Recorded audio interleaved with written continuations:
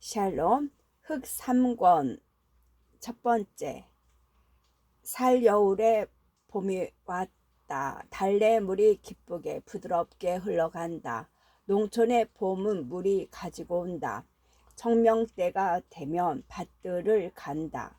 보삽에 뒤집히는 축축한 흙은 오는 가을의 기쁜 추수를 약속하는 것이다. 보잡이 밭을 가는 사람은 등에 담뱃대를 비스듬히 꽂고 기다란 채찍을 들어 혹은 외나짝소를 혹은 마라짝소를 가볍게 후려 갈긴다. 소들은 입에 거품을 물고 고개를 좌우로 흔들흔들 하면서 걸음을 맞추어 간다. 그들은 사례 끝에 오면 마라도치 하는 보잡이의 돌라는 명령을 잘 알아듣고 방향을 돌린다. 왜나 마라 하는 구령을 들은 소들은 장관들의 명령을 잘 알아듣는 병정들과 같이 잘 알아듣는다. 송아지로서 저 멍에를 메인 놈은 말을 잘 듣지 않다가 매를 맞지만은 3년 4년 익숙한 소는 제가 무엇을 할 것인지를 잘 안다. 그가 가는 밭에서 나는 나달과 집중의 한 부분은 그가 겨우내 먹을 양식이 되는 것이다. 소는 농부의 가족이다. 그 동네 사람은 멀리서 바라보고도 저것이 누구의 집 소인 줄을 안다. 그 소의 결점도 알고 장처도 안다. 만일 어느 집 소가 다리를 전다든지 무슨 병이 난다고 하면 그것은 다만 소 임자 집의 큰 사건만 아니라 온 동네의 관심사가 된다. 손이 말을 부르고 묵구리를 하고 무르측에 귀신을 한테 먹여서 물리는 일을 하여야 한다.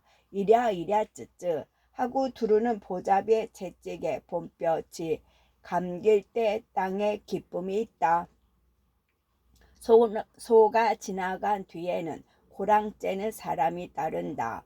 그는 한 손에 굴다란 지팡이를 들고 한 발로 밭 이랑에 마루터기를 째고 나간다. 그 뒤를 따라서 제 노이가 따른다. 그는 삼태기에 재를 담아 가지고 고랑 짠 홈에다가 재를 놓는다. 비스듬히 옆으로 서서 제3태기를 약간 흔들면서 걸어가면 용하게도 재가 검은 줄을 이루어서 고르게 퍼진다. 만일 조밭이나 면화밭을 간다고 하면 자구발비가 있을 것이요. 보리밭이나 밀밭이라 하면 고랑 째는 것도 없고 자구발비도 없을 것이다. 자구발비는 제일 어린 숙련 못한 사람이 하는 것이다. 그는 고랑의 홈을 한 발을 한 발의 끝에 자주자주 옮겨 놓아서 씨 떨어질 자리를 다지는 것이다. 그 뒤로 밭가리에 가장 머리 되는 일이 한 결의에 가장 익숙하고 어른 되는 사람의 손으로 거행되는 것이다. 그것은 씨 뿌리는 일이다. 적어도 30년 이상 밭가리의 경험을 쌓은 그리고도 소환 있는 사람이 아니고는 종자노이라는 이 명예 있는 지위에 오를 수는 없는 것이다. 살여울 네 결의 중에 숭이가 든 결의의 종자노이는 돌무릇집 영감님이라는 쉰대 된 노인이다.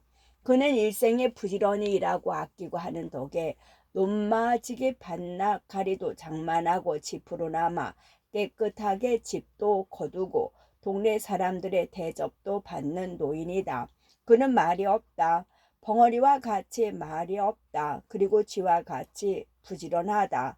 집에 가보면 언제나 무엇을 하고 있다. 그의 가마로 그 집 아들, 딸, 며느리가 다 그렇게 말이 없고 부지런하다. 조용하게 일만 하는 집이다. 돌모르집 영감님은 옆구리에 종자 뒤웅을 차고 뒤웅에 손을 넣어서는 종자를 한 줌 쥐어서 말없이 솔솔 뿌리며 간다. 고개를 비스듬히 숙이고 한편 어깨를 축 처뜨리고 언제까지든지 씨를 뿌리고 영원히 씨를 뿌리고 가려는 사람과 같이 긴 사례를 오락가락한다. 시장하지 않으시오? 하고 자구발이하는 젊은 사람이 지나가는 길에 물으며 어느새 하고 그는 씨를 뿌리며 간다. 돌모릇집 영감님이 노란 씨를 뿌리고 지나가면 그 뒤에는 이 동네에서 익살꾼으로 유명한 쌍둥이 아버지라는 노인이 연애 우스운 말을 해서는 사람들을 웃기며 묻는 일을 한다. 그는 아직 머리에 상투가 있다. 상투라야 흔적뿐이지만은 머리카락 흡수룩하게 희끗희끗한 두어 서너 지나되는 머리카락들이 여러 가지 각도와 곡선을 그려서 흘러내리고 있다. 그는 아마 머리를 안 빗는 모양이었다. 이 노인은 쌍둥이 아버지라고 일컫지만 그 쌍둥이는 언제 나서 언제 죽었는지 젊은 사람들 중에는 아는 사람이 없었다. 다만 그 며느리가 꽤 오래 수절을 하다가 달아나 버렸다는 전설 때문에 그 쌍둥이 중에 적어도 하나는 사내였고 또 장가를 들었던 것까지는 추적할 수가 있었다. 그는 지금도 아들도 딸도 없이 그와는 반대로 생전 말 한마디 없는 마누라하고 단둘이 살고 있다. 살고 있다는 것보다도 죽기를 기다리고 있다. 젊은 놈들이 어느새 배가 고파. 우리는 젊었을 적에 사흘쯤은 물만 먹고 하루 150리는 걸었다. 그리고도 이 모양으로 쌍둥이 아버지는 인제는 낮이 기울었으니 점심을 먹고 하자는 젊은 사람들을 책망하면서도 두 발을 번갈아 호를 그려 씨를 묻고 간다. 젊은 사람들은 이 늙은이의 이러한 평범한 말에도 웃음을 느껴서 소리를 내어 웃는다. 왜 하루에 1500리는 못 걷고 150리만 걸었소? 하고 한 젊은 사람이 빈정대면 쌍둥이 아버지는 해가 짧아서 못 걷지. 걷기가 싫어서 못 걷고 하고 눈을 부릅뜨며 쌍둥이 아버지는 항의를 하였다. 그러면 젊은 사람들은 또 웃었다. 이놈들 웃으니 깨네 배가 고프지 하고 쌍둥이 아버지는 중얼거렸다. 숭도 웃음을 삼키지 아니할 수가 없었다. 왜나 찍즉 하는 보자비의 소리에 고개를 들어보면 소들은 벌써 뽕나무빛 마지막 이랑을 갈고 있었다. 늘어진 뽕나무 가지가 소에게 스치어 우지끈 소리를 내며 부러졌다. 씨 뿌리는 돌모집 영감님이 마지막으로 손을 흔들고 발에 묻은 흙을 떨면서 밭둑으로 나설 때는 그로부터 5분이나 뒤였다. 이 노인은 손을 들었던 씨를 다시 뒤웅에 넣는 것을 수치로 알았다. 이 밭에는 씨가 몇 대, 줌으로 몇 줌 드는 것까지 잘 알기 때문이었다. 맨 끝에 발을 툭툭 털고 밭에서 나서는 얘가 쌍둥이 아버지였다. 이때에는 젊은 사람들은 벌써 담배를 한 대씩 피워 물었다. 누구나 담배 한 대 다우. 누구 나 담배 한 대 다우 하고 쌍둥이 아버지가 시커먼 손을 내밀었다. 드리고는 싶지만은 전매국 사람이 볼까 봐서 못 들이갔수다 하고 한 젊은 사람이 반쯤 남은 희연 주머니를 흔들어 보였다. 영감님은 입만 들고 댕기시오 하고 곁에 섰던 젊은 사람이 웃었다. 에이 이놈들 하고 쌍둥이 아버지는 또 옛날은 제 집에 담배를 심었던 것과 온 동네에서 제 집 담배가 고작이던 것을 자랑하였다. 이것은 담배를 얻어 먹을 때마다 쌍둥이 아버지가 하는 말이었다. 호랭이 담배 먹을 적에 말이오 하고 희연 가진 젊은 사람이 저먹던 담뱃대와 희연을 쌍둥이 아버지에게 준다. 쌍둥이 아버지는 아직도 뜨거운 대통을 후후 불어 식혀 가지고 담배 한 대를 담아서 땅에 떨어진 담뱃불에 붙인다. 그 껍질만 남은 뺨이 실룩실룩한다. 봄의 황호는 유난히도 짧고 또 어둡다. 해가 시루봉 위에 반쯤 허리를 걸친 때부터 벌써 땅은 어두워진다. 마치 촉촉한 봄의 흙에서 어둠이 솟아오르는 듯하였다. 산 그늘에 찌껄찌껄하는 소리를 듣고야 비로소 희끄무레하게 결의꾼들이 돌아오는 것이 보일 지경이었다. 집들의 굴뚝에서 나던 밥 자취는 연한 자줏빛 연기조차 이제는 다 쓰러지고 주인을 기다리는 밥그릇들은 이 빠진 소반 위에서 김을 품고 있었다. 아버지 오나 봐라 하는 소리가 부엌에서 나올 때 어느새부터 맨발이 된 아이들은 강아지들 모양으로 살인문에서 뛰어나왔다. 그래서 아버지를 붙들고 매달리고 끌고 들어왔다. 허리 아프다 하고 매달리는 어린 것들을 부리치기는 하면서도 머쓱해 물러선 어린 것의 손을 잡았다. 다 갈았소. 좀 남았어.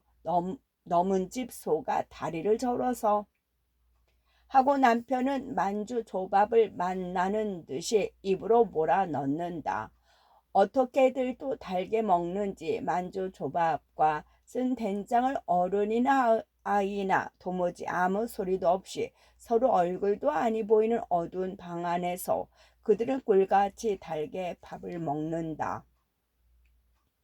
전 같으면 만조조 한 말에 쌀 2마를 주기도 하고 구워 먹지 아니하면 아니 됐지만 금년에는 허숭이가 만든 조합이 고마워서 만주조 한 말에 벼 한 말 주기로 하고 농량은 구워 먹을 수가 있었다. 씹는 소리도 날 것이 없었다. 씹을 것이나 있나? 풀없는 조밥을 날아서 목구멍으로 넘어갔다. 밥 한 그릇을 다 먹는 동안에 모두 5분이나 될까? 밥으로 고른 배를 숭늉으로 채우고 나면 가장은 아랫목에 잠깐 기대어 앉아서 부엌에서 아내의 설거지하는 소리를 들으며 생각을 한다. 이것이 농부의 유일한 인생의 시간이다. 아이들은 어느덧 이 구석 저 구석 쓰러져서 잠이 들었다. 그들은 하루 종일 뛰놀고 배고파서 지쳤다가 배만 볼록하면 쓰러져 잠이 들고 만다. 벌써 빈대가 나오기 시작한다. 목덜미와 허리가 뜨끔뜨끔하지만은 그것을 생각할 여유가 없다. 가장은 하루 종일 밭 갈기에 또 일생의 영양불량과 과로로 등을 방바닥에 붙이기만 하면 천길만길 몸이 땅속으로 들어가는 것만 같았다.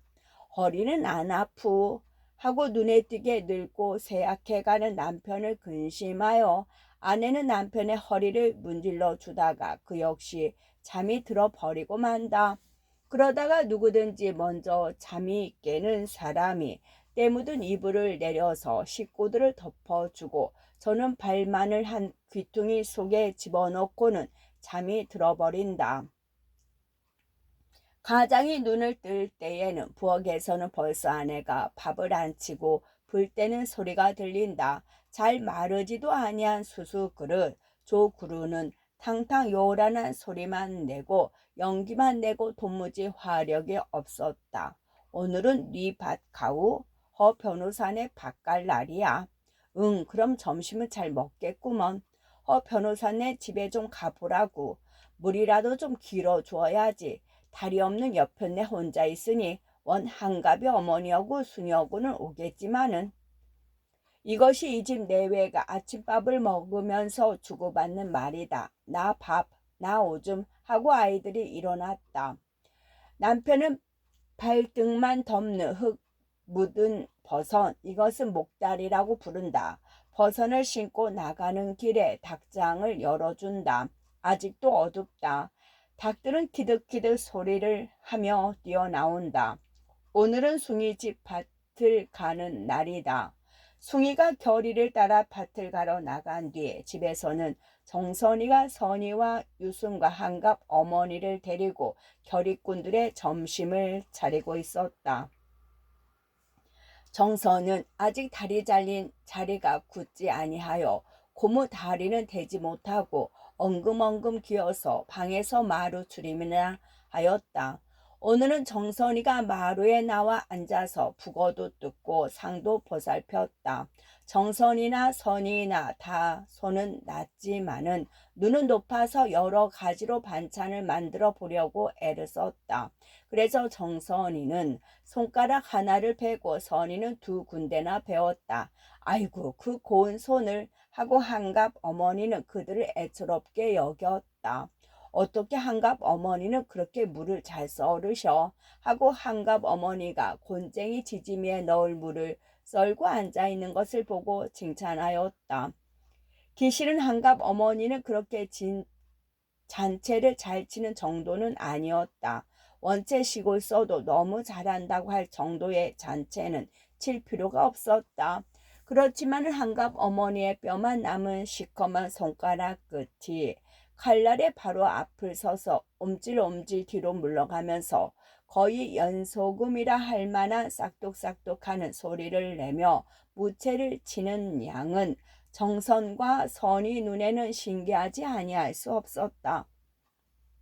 인내시오, 내 좀 해보게 하고 선이는 한갑 어머니의 도마를 끌어 당겼다. 또 손벨라고 그 고운 손을 하고 주름 잡힌 얼굴을 웃음으로 찌그리며 도마를 내어주었다. 선이는 손가락 끝을 옴질옴질 뒤로 물리면서 물을 썰었다. 생각과는 달라서 무가 고르게 썰어지지 아니할 뿐더러 몇 번 칼을 움직이지 아니하여서 칼 든 발목이 자개 바람이 날 듯이 아팠다. 어느새 팔이 아파 하고 정선의 이 일에 대해서는 선배인 태도를 보였다. 내가 팔이 아프다니 하고 선이는 아픈 팔을 참고 승벽으로 물을 썰기를 계속하였다. 칼이 마음대로 베고 싶은 곳을 베어주지를 아니하였다. 아차 할 때 선이의 장손가락 끝에서 빨간 피가 흘렀다. 식칼이 새로 사온 일본 칼인데다가 숭이가 손수 숫돌에 갈아서 날이 섰던 가닥이었다. 선이의 왼손 장손가락 끝이 손톱 아울러 베어진 것이었다. 이그 저를 어째 하고 한갑 어머니가 싸맬 것을 찾을 때 정선은 에그머니 하고 일어나려 하였으나 한 다리가 없음을 깨닫고 순아 순아 하고 부엌에서 불을 떼고 있는 순을 불렀다. 순은 한 손으로 머리에 앉은 채를 떨고 한 손에 연기나는 부직갱이를 든 채로 부엌에서 나왔다. 정선이가 부르는 소리가 너무 황황하였던 까닭이다.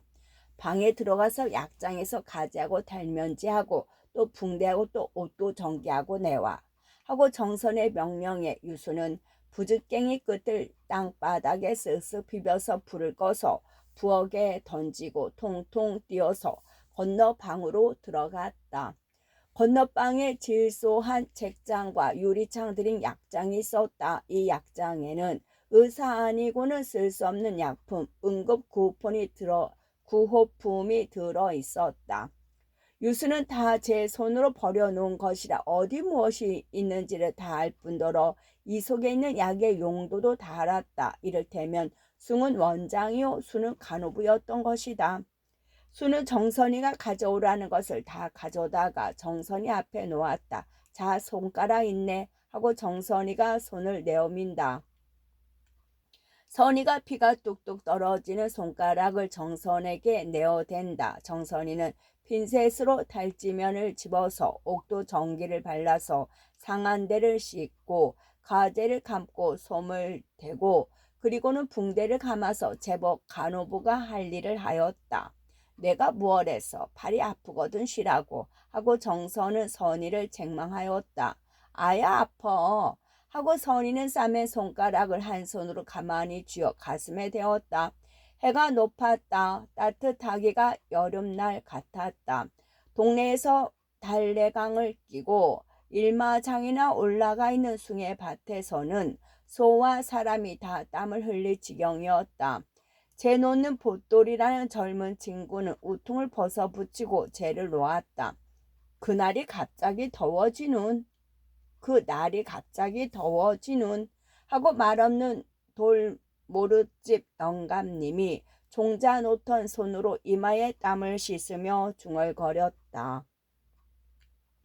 다 더울 때가 되니까 더우지게 물 오를 때가 되니까 물이 오르지 하고 뒤를 따르는 쌍둥 아버지가 대꾸를 하고는 제 말이 잘 되었다는 찬성의 표징이나 보려는 듯이 둘러보았다. 젊은 사람들은 짐짓 못 들은 채를 한다. 배고플 때가 되니까 배가 고프고 하고 자구바지 중에 어느 젊은 사람이 쌍둥 아버지 어조로 흉내를 낸다. 모두 하하하 웃는다. 에 이놈 어른 흉내 내면 떨어지는 법이야. 고얀 놈들 같으니 하고 시무던 발을 탕 구르며 쌍둥 아버지가 호령을 한다. 하하하하 하고 또 웃는다. 모두들 허허증이 났다. 숭의 집이면 서울 솜씨로 반찬이 만날이라고 다들 얘기하고 있었다. 그들 생각에 서울 사람이 먹는 음식은 도저히 시골 음식에 될 바가 아니라고 믿는다. 강가로 점심을 인 여인의 일행이 오는 것이 보일 때에는 밥 갈던 사람들의 피와 신경은 온통 혓바닥으로 모이는 것 같이 입에 침이 돌고 출출한 생각이 못 견디게 더 났다. 소들까지도 침을 더 흘리는 것 같았다. 그들은 이고 들고 한 여인들이 점점 가까워지는 것을 힐끗힐끗 바라보며 저것은 유순이 저것은 죽었다고 신문에 났다던 산월이라는 선이하고 꼽았다. 한갑의 어머니는 꼽을 필요도 없는 것이었다. 왜 그런고 하면 한갑의 어머니는 그들 자신의 어머니와 같이 낯익은 존재였다. 순이는 밥과 국물 없는 반찬을 담은 광주리를 이고 한갑 어머니는 국동이를 이고 선이는 숭늉 동이를 이고 유월이는 막걸리 동이를 이었다.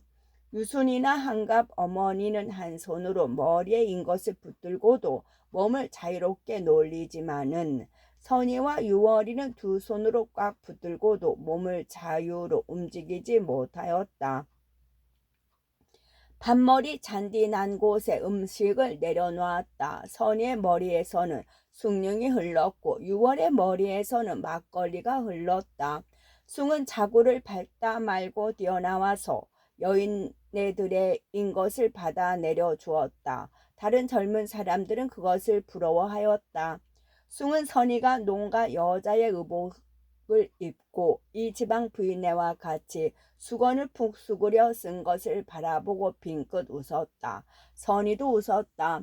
유월이가 곁으로 와서 선이의 손을 잡아 재워들면서 숭에게 이것 보셔요. 이렇게 물을 썰으시다가 손가락을 베시었답니다. 손톱 아울러 베시었죠. 하고서 하면 선이의 손가락을 보인다.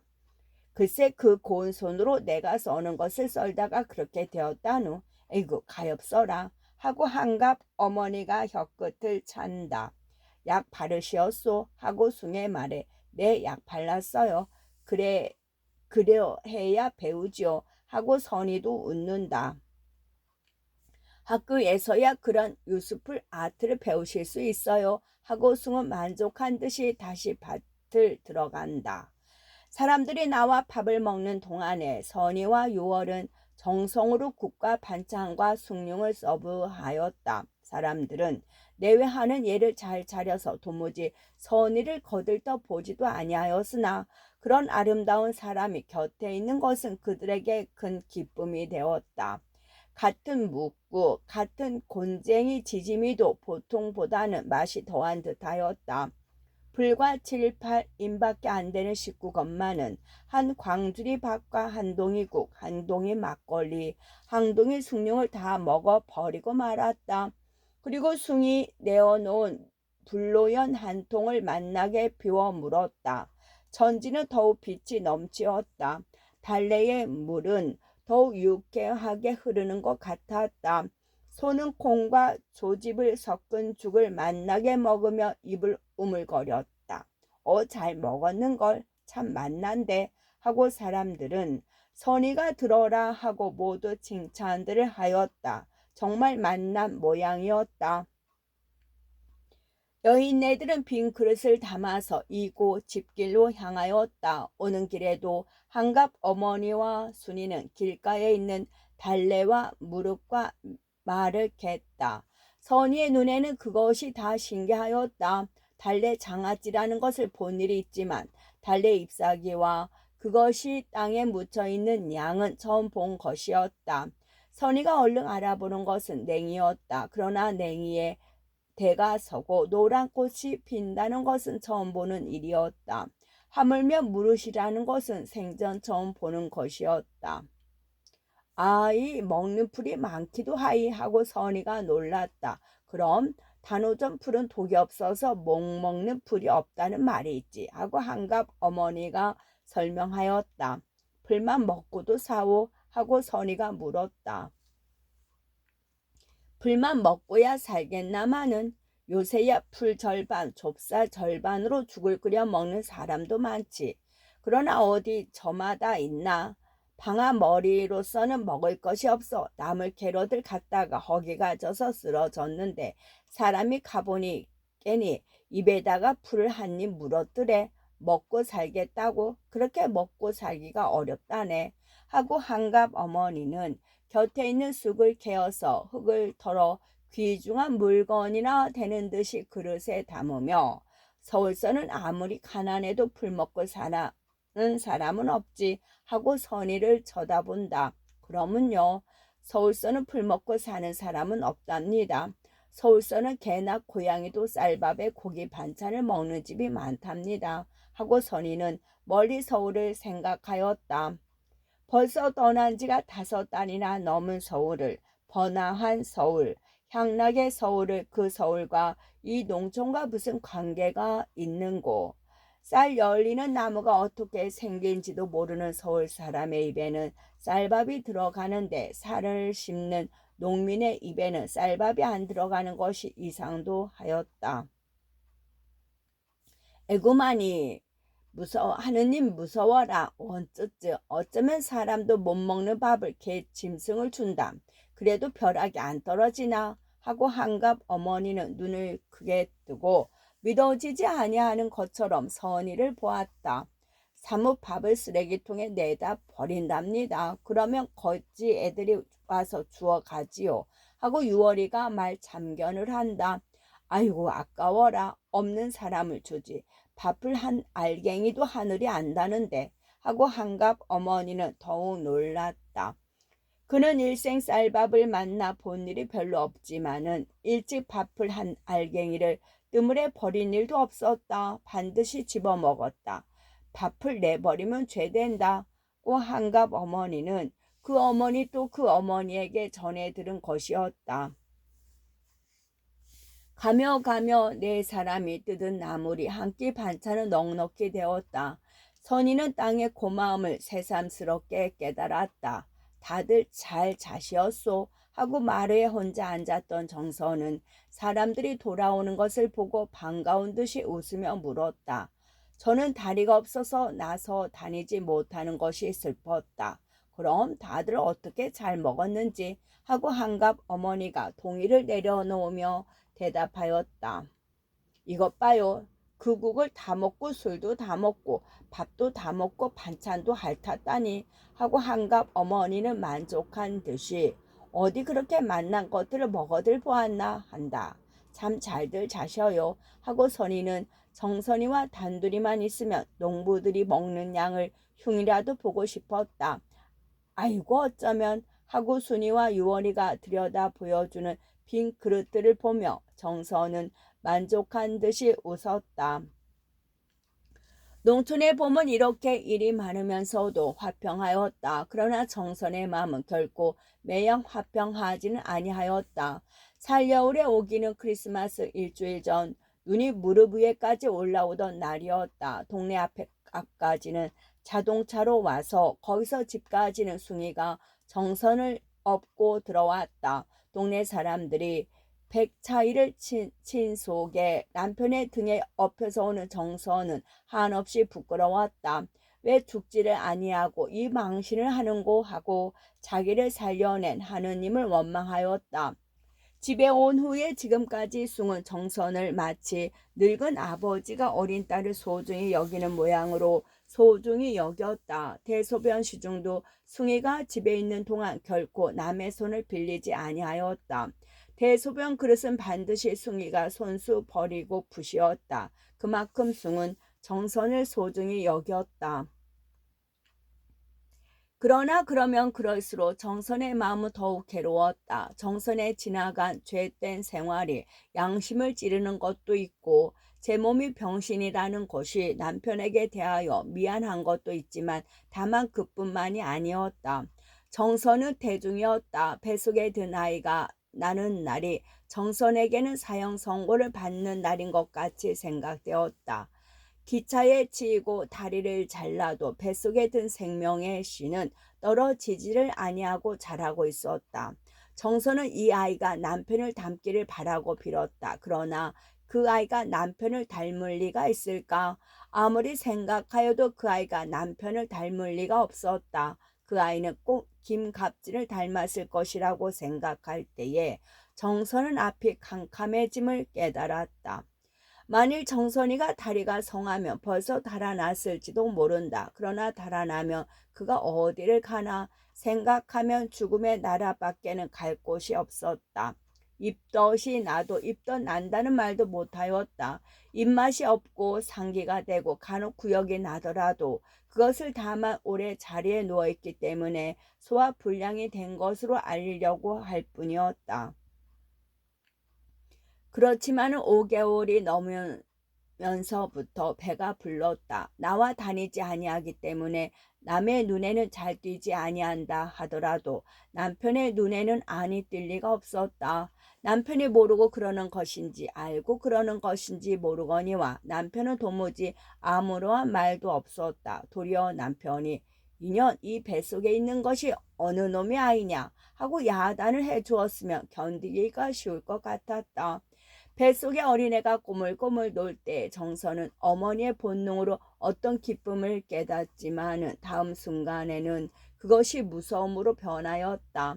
아이는 어미 생각도 모르고 펄떡펄떡 놀았다. 김갑진이 닮아서 이렇게 까부나 하는 생각을 아니하지 못하는 신세를 정선은 슬퍼하였다.